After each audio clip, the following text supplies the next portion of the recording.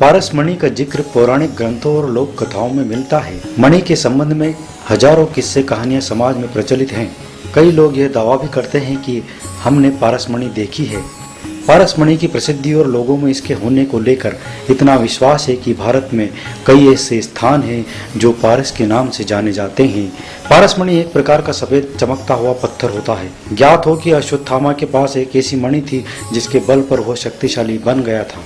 मणियाँ कई प्रकार की होती है। श्यमतक मणि, नीलमणि, चंद्रमणि, चंद्रकांत मणि, शेषमणि, कौस्तुभ मणि, पारसमणि, लाल मणि आदि।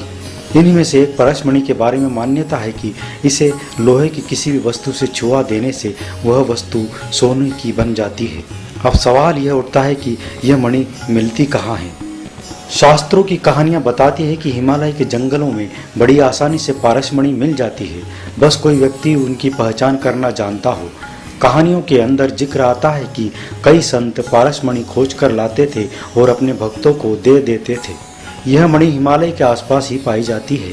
हिमालय के साधु संत ही जानते हैं कि पारसमणि को कैसे ढूंढा जाए। ऐसी मान्यता है कि कौवों को इस मणि की पहचान होती है। किंवदंती है कि पारसमणि की तलाश के लिए कौवों के पैरों में लोहे के छल्ले डाल देते हैं।